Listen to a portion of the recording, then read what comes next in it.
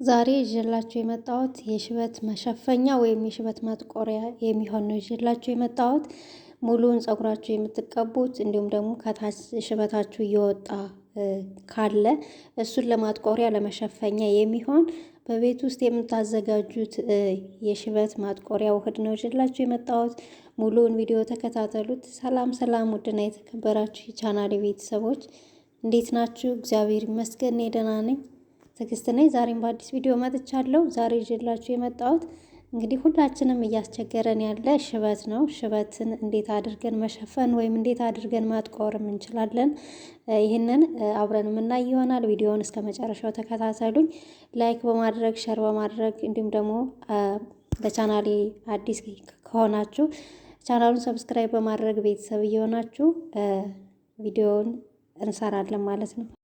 እንግዲህ ወደ አሰራሩ ስንሄድ እኔ ሬት ጀሉን አውጥቼ ፈጭቸዋለሁ፣ ከዛ አጥልየዋለሁ። እርድ ደግሞ እርድ ቆልቼ ጥቁር እስከሚሆን ቆልቼ አዘጋጅቼ አስቀምጫለሁ። ከዛ በኋላ እንግዲህ ወደ አሰራሩ ነው የምንሄድ ማለት ነው። እኔ ቅድሚያ ነው ያዘጋጀሁት፣ ቪዲዮ አልሰራሁበትም። ያው ሬት እንደምታዩት ይሄ ነው። ከዛ በኋላ የቆላሁትን እርድ እንደዚህ አድርጌ አጥቆሬዋለሁ። ጥቁር እስከሚሆን ትቆሉታላችሁ ማለት ነው። ማለት በመጥበሻ ታምሱታላችሁ ጥቁር እስከሚሆንላችሁ ድረስ። ከዛ እንደዚህ አድርጌ 2 ማንኪያ የሚሆን የተቆላ እርድ ጨምሬበታለሁ። ከዛ በኋላ የእንቁላሉን አስኳል ቢጫውን ክፍል ብቻ ጨምራለሁ ማለት ነው። ፀጉራችሁ በጣም ለስላሳ ከሆነ ነጩንም መጨመር ትችላላችሁ። አለያ ግን ትንሽ ከርደድ ያለ በዛ ያለ ፀጉር ከሆነ ደግሞ ነጩን ታስቀሩና ቢጫውን ክፍል ብቻ ትጨምሩታላችሁ ማለት ነው። እንግዲህ እንደምታዩት ነጩን ክፍል አስቀርቼ ቢጫውን ጨምሬያለሁ ማለት ነው። ከዛ በደንብ አድርገን ከቆላነው እርድ ጋር እናዋህደዋለን። በደንብ አድርጋችሁ ታዋህዱታላችሁ ማለት ነው። እዚህ ላይ ውሃ መጨመር አያስፈልግም። ውሃ አንጨምርም። የምንጨምረው ያዘጋጀነውን የሬት ጀል ብቻ ነው የምንጨምረው። ሬት አዘጋጅቻለሁ ብያችኋለሁ። ፍሬሽ ሬት ስላለኝ እናንተ ፍሬሽ ሬት ከሌላችሁ የተገዛውን ጀሉን እሱንም መጨመር ትችላላችሁ። የሬት ከሌላችሁ ደግሞ ኮኮናት ኦይል ወይም የወይራ ዘይት መጨመር ትችላላችሁ። እና እንደዚህ አድርጌ ካደባለኩት በኋላ የሬት ጀሉን እጨምራለሁ። 2 ማንኪያ 3 ማንኪያ የሚሆን የሬት ጀል እጨምርበታለሁ ማለት ነው።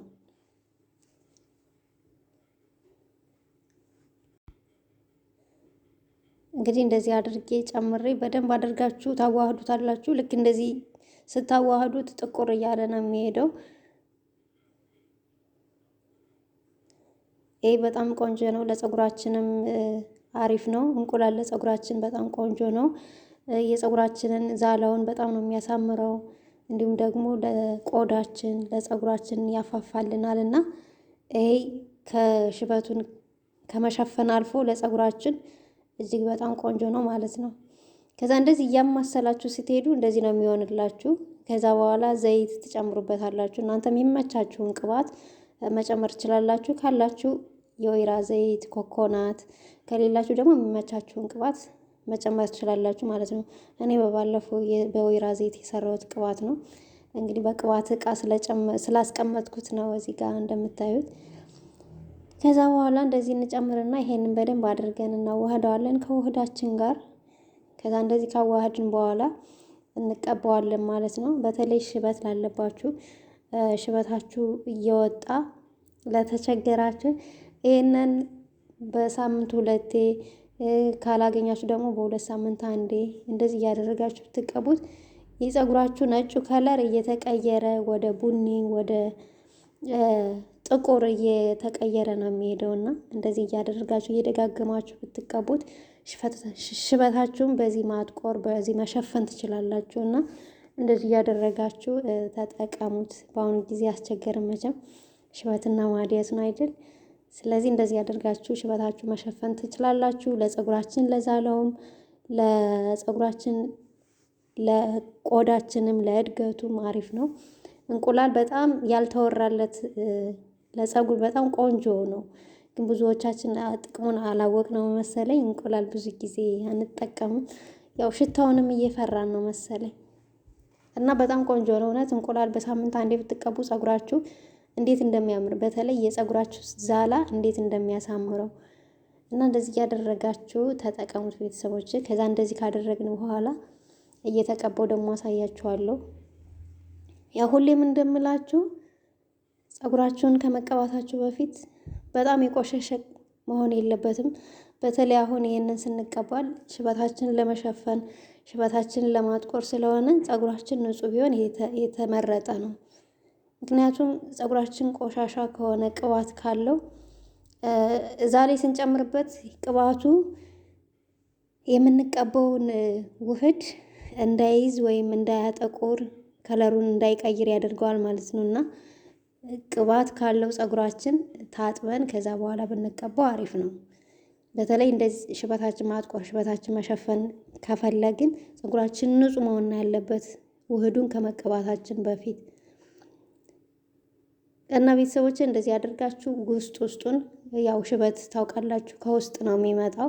ከታች ጀምሮ ነው እንግዲህ ነጭ እየሆነ የሚመጣው እና ስርስሩንም የፀጉራችሁን ዛላውንም ትጠቀሙታላችሁ ማለት ነው። ማሳጅ እያደረጋችሁ በጣም ማሳጅ ታደርጉታላችሁ። ምክንያቱም ማሳጅ ስታደርጉት ከታች የሚወጣውን ሽበት እሱን እንዲጣቁር ወይም ደግሞ ከለሩን እንዲቀይር ያደርገዋል ማለት ነው።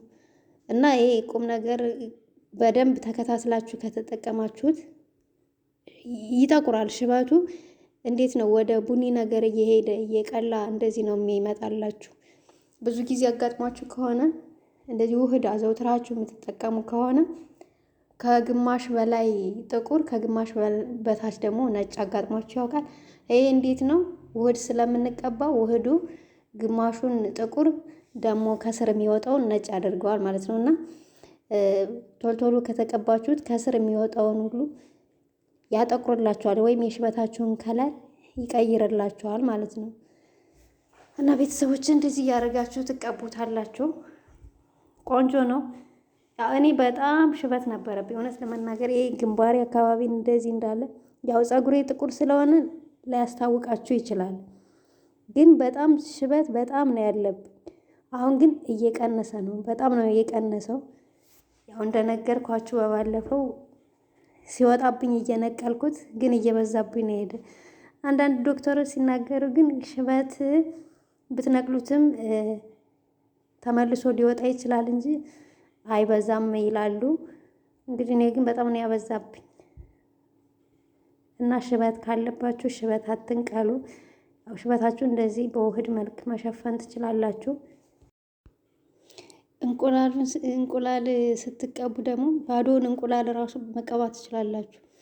እንቁላሉን በየሳምንቱ እንደዚህ በሁለት ሳምንት አንዴ ብትቀቡት ፀጉራችሁን ዛላውን እንዴት እንደሚያሳምረው የሆነ አብረቅራቂ የሆነ የሚያምር የፀጉር ዛላ ነው የሚሰጣችሁና እንቁላል ያው ጾም ካልሆነባችሁ ውህድ ስትቀቡ እየጨመራችሁ ብትቀቡት አሪፍ ነው። በጣም ቆንጆ ነው። አስኳሉን ብቻ የጨመርኩት ለምንድን ነው? ፀጉራችሁ ከርደድ ያለ ፀጉር ወይም በዛ ያለ ፀጉር ከሆነ አስኳሉን ብቻ ትጨምሩታላችሁ ማለት ነው። ፀጉራችሁ ለስላሳ ከሆነ ደግሞ ነጩንና ቢጫውን ክፍል አንድ ላይ አድርጋችሁ እሱንም መቀባት ትችላላችሁ ማለት ነው። ቢጫው ክፍል ደግሞ ፀጉር በጣም ነው የሚያለሰልሰው እና ለስላሳ ፀጉር ካላችሁ ነጩንም ቢጫውንም አንድ ላይ ትጠቀሙታላችሁ ማለት ነው። እንደኔ ከርደድ ያለ ትንሽ በዛ ያለ ፀጉር ካላችሁ ደግሞ ቢጫውን ብቻ ትጠቀማላችሁ ማለት ነው። እና ለማንኛውም በጣም ቆንጆ ነው። እንቁላል እላችሁ ፈልጌ ነው። ለፀጉር በጣም አሪፍ ነው። ባዶውን ራሱ ብትጠቀሙት ቆንጆ ነው። ከትንሽ የወይራ ዘይት 2 ማንኪያ 3 ማንኪያ ጨምራችሁ ከእንቁላል ጋር ብትጠቀሙት ፀጉራችሁን በጣም ነው የሚያሳምርላችሁ። በተለይ ለዛለው ተውት፣ በጣም ነው የሚያሳምረው። ቆንጆ የሆነ የፀጉር ዛላ የፀጉር ከለር ነው የሚሰጣችሁ እና እንደዚህ ያደረጋችሁ በውህድ መሀል መጠቀም ትችላላችሁ ቤተሰቦች። እና እንደዚህ አድርገን ተቀብተን ማሳጅ ማድረግ ግዴታ ነው። ማሳጅ አድርጉ። ለእድገቱም ለፀጉራችሁም አሪፍ ነው እና ለጭንቅላታችሁም የደም ዝውውራችሁ ይንቀሳቀሳል። እንደዛ ሲንቀሳቀስ ደግሞ ያው ፀጉራችን እድገቱ እንዲፋጠን ያደርግልናል እና እንደዚህ አድርጋችሁ እየተቀባችሁ ማሳጅ ታደርጉታላችሁ ማለት ነው። እንግዲህ እኔ የተጠቀምኩት እርድ ነው። እርድ ቆልቼ አምሸው ያው ጥቁር እስከሚሆን ቆልቼው ነው የተጠቀምኩት። ጥቁር አዝሙድን ፈጭታችሁ እሱንም መጨመር ትችላላችሁ። ጥቁር አዝሙድ ተፈጭቶ ጥቁር አዝሙዱን አሳርራችሁ ፈጭታችሁ በእሱም መስራት ትችላላችሁ። እርድ ደግሞ ካላችሁ እርዱን አሳርራችሁ ቆልታችሁ እንደዚህ አድርጋችሁ ከውህድ ጋር ከእንቁላሉ ጋር ጨምራችሁ መጠቀም ትችላላችሁ ማለት ነው። እና እንደዚህ እያደረጋችሁ ሽበታችሁን መሸፈን ትችላላችሁ። ሽበታችሁን ማጥቆር ትችላላችሁ። ሳይበዛባችሁ እንደዚህ እያደረጋችሁ ከስሩ ሽበታችሁ እንዲጠቁር እንዲሸፈን ማድረግ ትችላላችሁ። እና ከዛ እንደዚህ አድርገን ከተቀባን በኋላ 1 ሰዓትም 2 ሰዓትም እናቆየዋለን። ከዛ ትታጠቡታላችሁ ማለት ነው። ቤተሰቦች እንግዲህ በፔስታል ሽፍን አድርጋችሁ ታቆዩታላችሁ። ያው እዚህ ጋር ፎጣ የለበስኩ ወደ ታች እንዳይወርድብኝ ነው። እና ስትታጠቡ ደግሞ በቀዝቃዛ ውሃ ነው፣ በሙቃው እንዳትታጠቡት፣ በቀዝቃዛ ውሃ ብቻ። ምክንያቱም እንቁላል ስላለው እዛው ላይ እንዳይበስል እንቁላሉ በቀዝቃዛ ውሃ ነው መታጠብ። ቤተሰቦች ስለነበረን ቆይታ አመሰግናለሁ። ቪዲዮን ከወደዳችሁት ላይክ አድርጉ፣ ሸር አድርጉ። በሌላ በአዲስ ቪዲዮ እስከምንገናኝ መልካም ጊዜ። ለዛሬው እዚህ ላይ እንጨርሳለን ማለት ነው።